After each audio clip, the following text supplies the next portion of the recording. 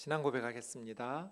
전능하사 천지를 만드신 하나님 아버지를 내가 믿사오며 그 외아들 우리 주 예수 그리스도를 믿사오니 이는 성령으로 잉태하사 동정녀 마리아에게 나시고 본디오 빌라도에게 고난을 받으사 십자가에 못 박혀 죽으시고 장사한 지 사흘 만에 죽은 자 가운데에서 다시 살아나시며 하늘에 오르사 전능하신 하나님 우편에 앉아 계시다가 저리로서 산자와 죽은 자를 심판하러 오시리라. 성령을 믿사오며 거룩한 공회와 성도가 서로 교통하는 것과 죄를 사하여 주시는 것과 몸이 다시 사는 것과 영원히 사는 것을 믿사옵나이다. 아멘. 찬송가 460장입니다. 찬송가는 515장입니다. 460장.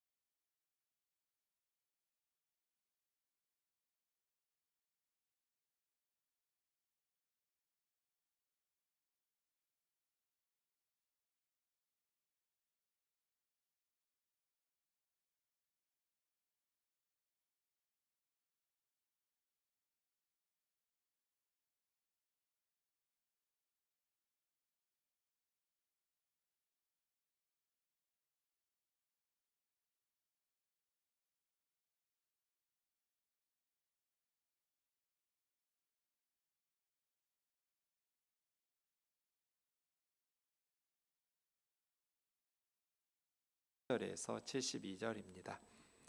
마가복음 14장 53절로 72절 우리 한 절씩 교독하겠습니다. 그들이 예수를 끌고 대제사장에게로 가니 대제사장들과 장로들과 서기관들이 다 모이더라.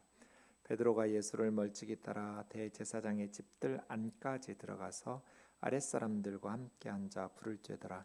대제사장들과 온 공회가 예수를 죽이려고 그를 칠 증거를 찾되 얻지 못하니 이는 예수를 쳐서 거짓 증언하는 자가 많으나 그 증언이 서로 일치하지 못함이라.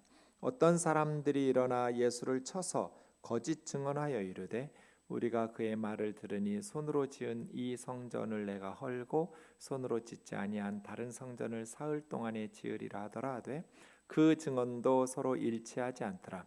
대제사장이 가운데 일어서서 예수께 물어 이르되 너는 아무 대답도 없느냐? 이 사람들이 너를 치는 증거가 어떠하냐 하되 침묵하고 아무 대답도 하지 아니하시거늘 대제사장이 다시 물어 이르되 네가 찬송받으리의 아들 그리스도냐? 예수께서 이르시되 내가 그니라. 인자가 권능자의 우편에 앉은 것과 하늘 구름을 타고 오는 것을 너희가 보리라 하시니 대제사장이 자기 옷을 찢으며 이르되 우리가 어찌 더 증인을 요구하리요? 그 신성모독하는 말을 너희가 들었도다. 너희는 어떻게 생각하느냐 하니 그들이 다 예수를 사형에 해당한 자로 정죄하고 어떤 사람은 그에게 침을 뱉으며 그의 얼굴을 가리고 주먹으로 치며 이르되 선지자 노릇을 하라 하고 하인들은 손바닥으로 치더라. 베드로는 아랫뜰에 있더니 대제사장의 여종 하나가 와서 베드로가 불을 쬐고 있는 것을 보고 주목하여 이르되 너도 나사렛 예수와 함께 있었도다 하거늘 베드로가 부인하여 이르되 나는 네가 말하는 것이 무엇인지 알지도 못하고 깨닫지도 못하겠노라 하며 앞들로 나갈새 여종이 그를 보고 곁에 서 있는 자들에게 다시 이르되 이 사람은 그 도당이라 하되 또 부인하더라. 조금 후에 곁에 서 있는 사람들이 다시 베드로에게 말하되 너도 갈릴리 사람이니 참으로 그 도당이니라. 그러나 베드로가 저주하며 맹세하되 나는 너희가 말하는 이 사람을 알지 못하노라 하니 닭이 곧 두 번째 울더라. 이에 베드로가 예수께서 자기에게 하신 말씀 곧 닭이 두 번 울기 전에 네가 세 번 나를 부인하리라 하심이 기억되어 그 일을 생각하고 울었더라. 아멘. 오늘 말씀은 샌드위치 본문이죠. 베드로가 부인하고 있는 내용 사이에 예수님이 유대 종교 지도자들에게 재판을 받으시는, 재판이 두 번 이루는데요.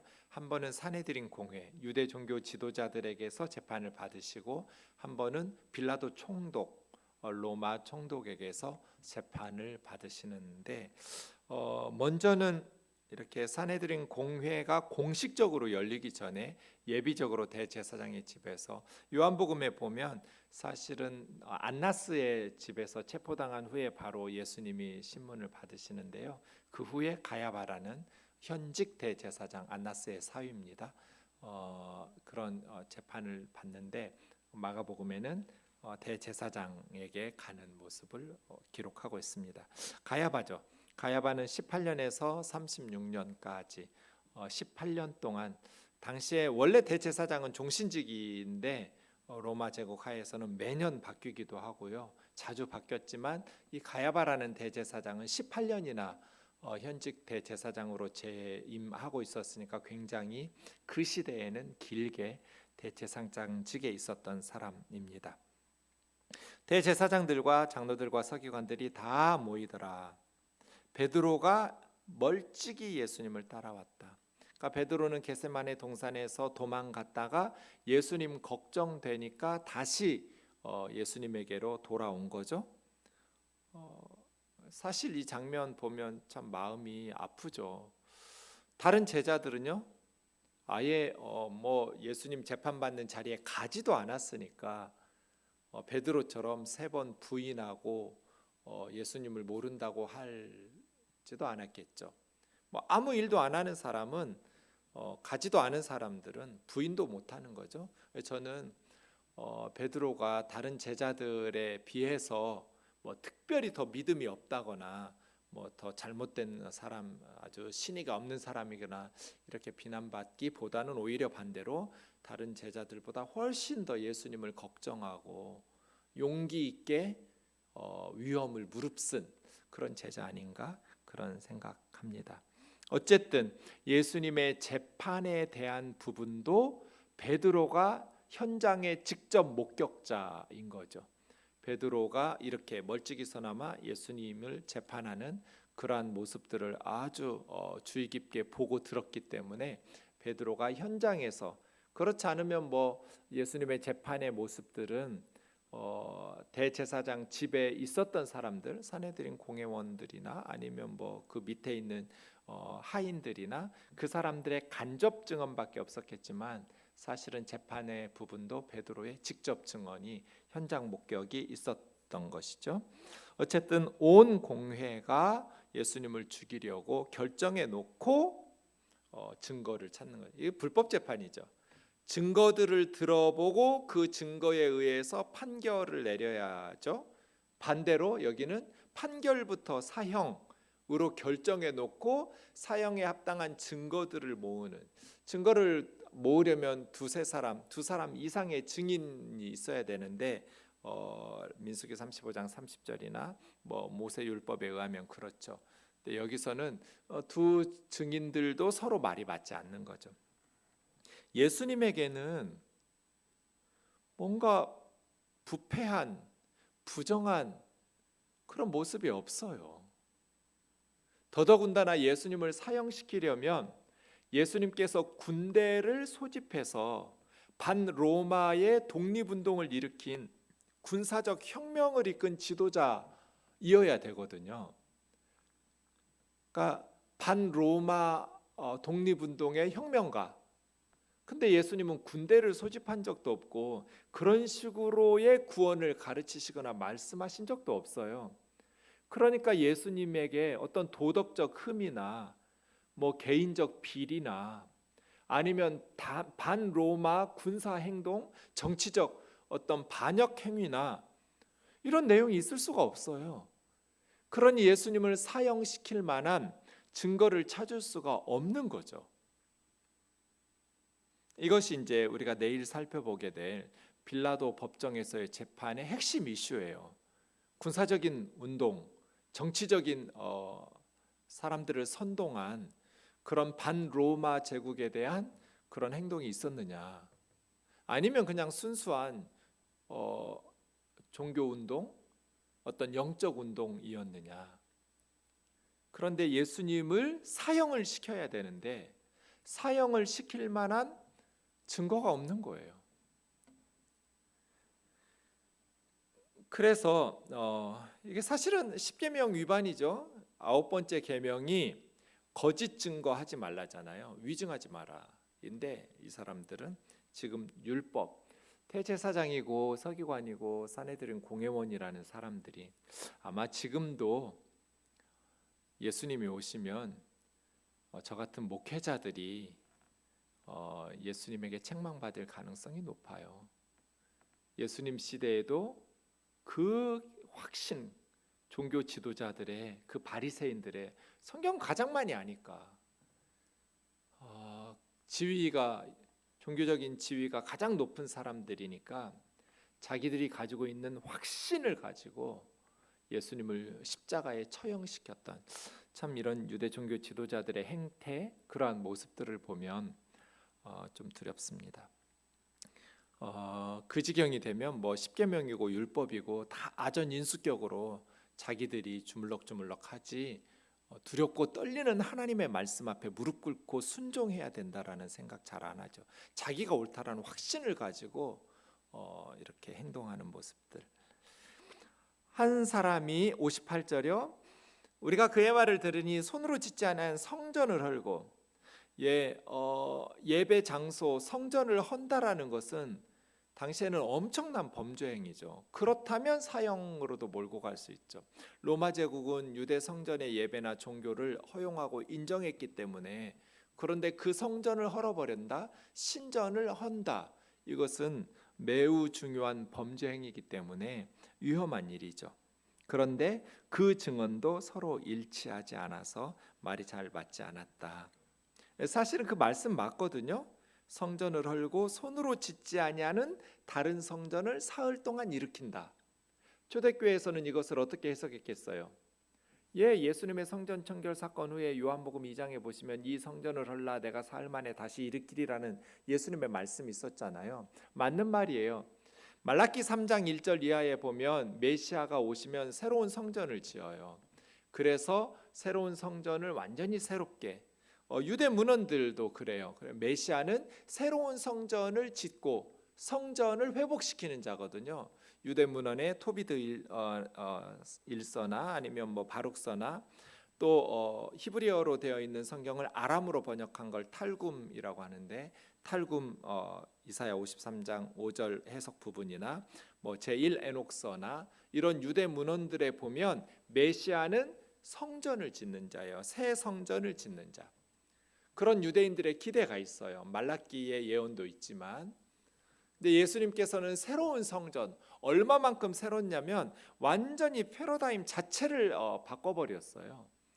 그냥 건물로 짓는 성전을 화려하게 뭐 요 정도가 아니라 완전히 사람들 손으로 짓는 성전은 헐어버리고 더 이상 사람들 손으로 짓는 성전이 아니라 사흘 만에 십자가에 죽으신 후 부활하셔서 예수님의 부활하신 몸이 친히 모퉁이돌 중심돌이 되시고 그 예수님을 믿는 성도들이 새로운 성전의 돌이 되어서 그래서 신약 성경에서는 너희가 하나님의 성전인 것 알지 못하느냐고 우리가 하나님의 성전이라고 이야기하고 있죠. 예수 믿는 성도들, 크리스찬들 부활하신 주님이 새로운 성전의 기둥이시고 기초 중심돌이시고 또 그 십자가와 부활의 예수님을 믿고 따르는 예수님의 사람들 크리스찬들이 새로운 성전의 돌이 되어서 지어지고 있는 하나님의 집. 완전히 성전의 개념을 혁명적으로 바꿔버렸죠. 맞는 말이에요. 예수님의 포커스는 예수님이 예루살렘 성전을 무너뜨린다는 게 아니었잖아요. 날이 이르면 그리고 예수님이 허물겠다는 게 아니라 너희가 허물면 너희가 허물지 않겠죠. 로마인들이 티투스 디도가 주후 70년에 66년부터 70년까지 전쟁하던 때 예루살렘 성전을 돌 위에 하나도 남지 않도록 다 허물어 버렸는데요. 어쨌든 이 성전을 헐라 그러면 내가 사흘 만에 다시 일으킨다. 요 말씀이었지. 예수님께서 성전을 허물어뜨리겠다고 무슨 행동을 하거나 사람들에게 가르치거나 내가 그렇게 하겠다고 장담하시거나 이런 적 없거든요. 그러니까 증언이 서로 일치하지 않는 거죠. 그 성전을 허문다라는 말로도 예수님을 사형으로 몰고 갈 수가 없었던 거예요. 증인들이 예수님을 사형시킬 증거가 없어요. 예수님이 비리가 없으니까요. 60절 대제사장 가야바가 죄를 찾기 위해서 계속 증인들을 내세우고 질문들을 던지는데 예수님은 침묵하고 아무 말씀도 안 하시고 증인들의 말들은 서로 맞지가 않고 좀 난감하죠. 대제사장이 나섰어요. 산헤드린 의장이에요. 너는 아무 대답도 없느냐? 이 사람들이 너를 치는 증거가 어떠하냐? 침묵하고 아무 대답도 아니하시거늘. 뭐 그런 사람들 앞에서 예수님께서 대답할 필요를 못 느끼셨겠죠. 무슨 말 하겠어요. 근데 사실은 이것도 이사야 53장 7절의 예언의 성취죠. 그가 곤욕을 당하며 괴로울 때에도 그 입을 열지 아니하였으며 도수장에 끌려가는 어린 양과 털 깎는 자 앞에 잠잠한 양 같았다. 이사야는 예수님이 오시기 700여 년 전에 이미 잠잠하고 침묵하실 것에 대해서 괴롭고 참 억울한 재판을 당하시는데도 입을 열지 않을 것을 말씀하셨죠. 대제사장이 다시 물어 내가 찬송받을 아들 그리스도냐? 찬송받을 이는 하나님이죠. 유대인들은 그 다음에도 권능자의 우편에 앉은 것과 권능자 이렇게 말하듯이 하나님이라는 이름을 여호와라는 이름을 쓰는 것을 두려워하고 조심스러워하기 때문에 그걸 피하려고 찬송받을 이 권능자 이런 식으로 돌려서 말하니까요.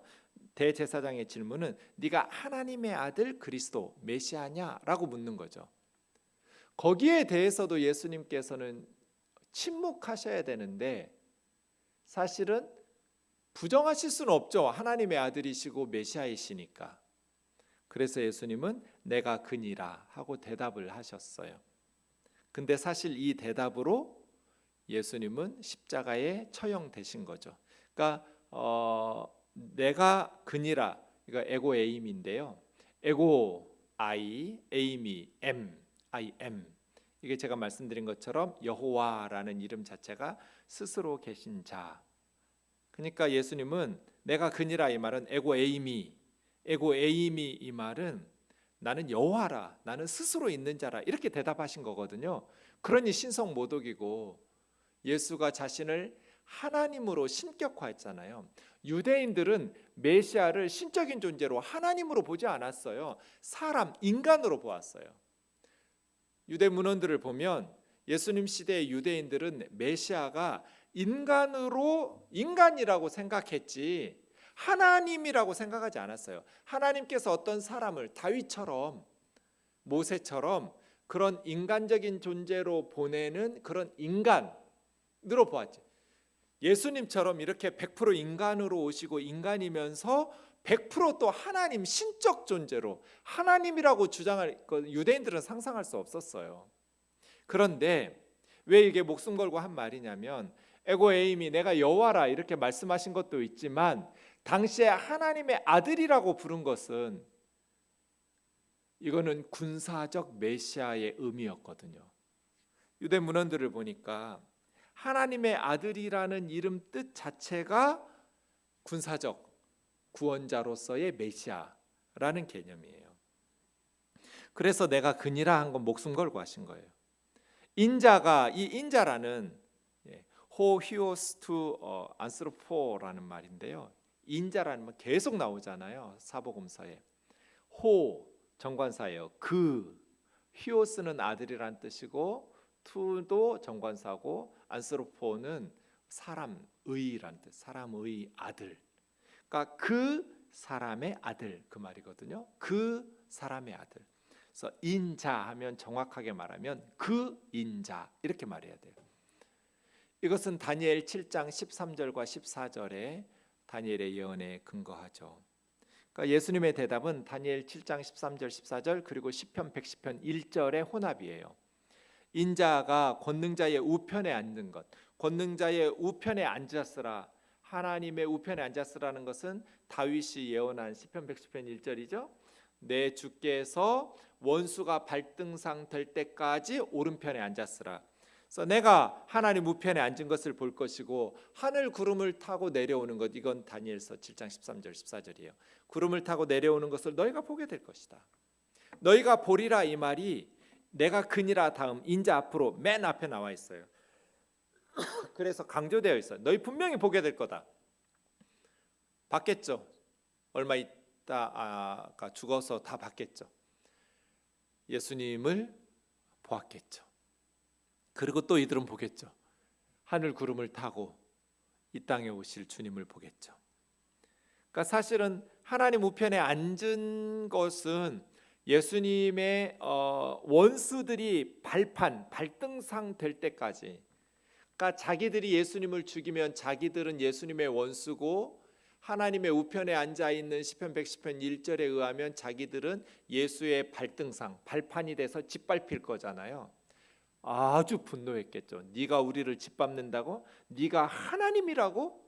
인간이 하나님처럼 너를 높이는 에고에임이 참을 수 없는. 대제사장이 옷을 찢어서, 이건 미슈나에 보면 율법의 주석이에요. 율법 해설서를 보면 신성 모독하는 모습을 볼 때 재판장은 옷을 찢게 되어 있거든요. 대제사장이 옷을 찢었다라는 것은 신성 모독이라는 거예요. 예수님이 어찌 더 증인을 요구하리요? 뭐 더 이상 증인이 필요가 없다. 예수 자신이 자기를 하나님까지 높여버렸으니, 지가 지를 하나님이라고 주장하고 있으니 참남하도다. 어떻게 감히 인간이 스스로를 하나님으로 높이는가? 너희는 어떻게 생각하느냐? 다 사형. 레위기 24장 16절에 보면 하나님을 모독하면 돌로 쳐서 사형시키게 되어 있거든요. 그래서 사내들인 공회원들은 예수님의 신성 모독으로 다 사형을 처하게 하고, 예수님에게 극심한 경멸과 모욕, 분노 가운데 침을 뱉고, 또 옷으로 얼굴을 가리고 주먹으로 예수님 머리를 치고 옷을 벗기면서 선지자 노릇해보라고. 우리 중 누가 너 때렸는지, 네가 하나님이라면, 네가 메시아라면 맞춰보라고. 이런 조롱과 모욕을 더하면서, 또 대제사장 집의 하인들 예수님을 손바닥으로 치더라. 하인 혼자 친 게 아니에요. 하인들 복수형이에요. 많은 하인들이 손바닥으로 예수님의 얼굴을 계속해서 따귀를 때린 거죠. 이 엄청난 모욕, 인격적인 조롱들이 있었죠. 예수님의 이러한 말씀들은 제자들이 지어내거나 유대인들이 지어낼 수 없고 예수님의 직접적인 증언에서 나왔다고 봐야 됩니다. 왜냐하면 말씀드린 것처럼 유대인들은 메시아를 신적인 존재로 하나님으로 여기지를 않았어요.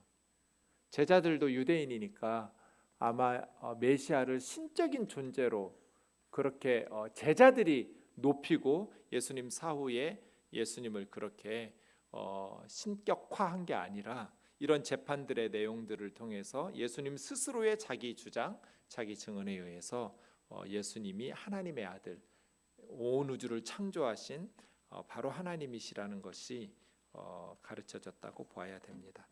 예수님은 우리를 버리지 않으시려고 끝까지 이 고욕을 당하고 계실 때 66절 베드로는 3번이나 모른다고 부인합니다. 그냥 보잘것없는 여종인데도 문지키는 소녀였거든요. 요한복음 18장 17절에 의하면. 그런데도 나사렛 예수와 너도 함께 있었다. 참 얼마나 영광스러운 말이에요. 예수당, 그 당이다. 그래, 나 예수당이야. 참 자랑스러운 일인데, 이때 베드로는 너무나 두려워하고 있었기 때문에 모른다고 부인하고, 3번째는 다급하니까, 너 갈릴리 사투리 쓰는 거 보니까 액센트가 다르거든요. 발음이 달라요. 진짜 예수 도당이야. 나사렛 파야. 그때 저주하면서 뭐 자기를 저주했는지 사람들을 저주했는지 예수님 저주했는지 정확하진 않아요. 저주하면서 예수님이라고 부르지도 않고 나 이 사람 모른다고, 이 사람 모른다고 부인할 때 누가복음 22장 61절에 보면 예수님께서 돌이켜서 베드로를 보셨고 그때 베드로가 다구는 소리를 듣고 그 다구르는 소리가 예수님의 말씀을 상기시켰어요. 닭이 2번 울기 전에 네가 나 모른다고 3번 부인할 거라는 말씀 듣고 생각하면서 울었던 예수님과 베드로의 부인 사건은 같은 시간 동시간에 일어난 사건이에요. 지금 글을 쓸 때는 순서가 있지만 시간적으로 지금 한쪽에서는 예수님이 재판받고 있고 한쪽에서는 베드로가 부인하고 있는 거죠. 같은 시간에 일어난 사건이에요. 예수님은 에고 에이미 내가 그니라 하면서 진리를 위해서 예수님은 목숨을 걸고 십자가를 향해서 나아가시는데 베드로는 살기 위해서 거짓말로 나는 모른다, 네가 무슨 말 하는지 깨닫지도 못하겠다, 저주하고 맹세하고 나는 이 사람 모른다고 부인하고 있는 모습. 예수님은 정직하게 재판에 임했고 베드로는 거짓말로 위기를 모면하고 있었어요. 베드로는 예수님을 따르다가 실패한 우리들의 모습 같아요. 우리도 예수님을 따르기를 원하지만 때로는 베드로처럼 모른다고 말하는 순간은 없나요? 그럼에도 불구하고 가룟 유다처럼 스스로 목숨을 끊는 선택이 아니라 베드로처럼 회개하면서 울 때 다시 주님의 은혜로 초대교회의 기둥과 같은 삶을 살게 된 모습을 볼 수 있습니다.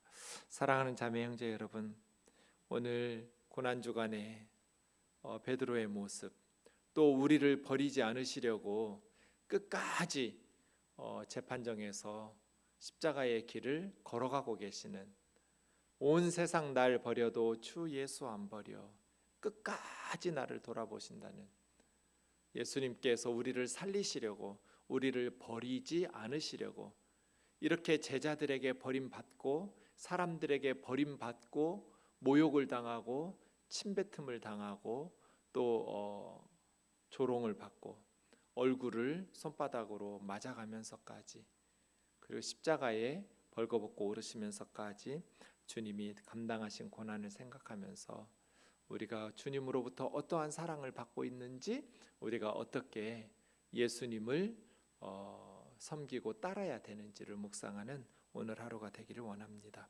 기도하겠습니다. 사랑하는 하나님 아버지, 우리를 버리지 않으시려고 예수님은 자기 스스로를 버리셨습니다. 하나님께서 우리를 버리지 않으시려고 독생자 예수 그리스도를 버리셨습니다. 예수님이 누구신지, 예수님은 제자들에 의해서 신격화된 다른 종교 지도자들과 다릅니다. 어느 누구도 메시아를 신격화하지 않았기 때문입니다. 예수님 스스로 예수님은 어떤 존재이신지, 어떤 메시아인지 가르쳐 주시고 우리를 구원하시려고 십자가의 고난을 참으신 그 주님을 기억하면서 우리 자신이 얼마나 소중한지, 우리의 삶이 얼마나 값진지 오늘 하루도 예수 안에 있는 우리의 삶을 살게 하여 주옵소서. 예수님의 이름으로 기도하옵나이다. 아멘. 하늘에 계신 우리 아버지여, 이름이 거룩히 여김을 받으시오며 나라가 임하옵시며 뜻이 하늘에서 이룬 것 같이 땅에서도 이루어지이다. 오늘날 우리에게 일용할 양식을 주옵시고 우리가 우리에게 죄 지은 자를 사하여 준 것 같이 우리의 죄를 사하여 주옵시고 우리를 시험에 들게 하지 마옵시고 다만 악에서 구하옵소서. 나라와 권세와 영광의 아버지께 영원히 있사옵나이다. 아멘. 개인 기도하겠습니다.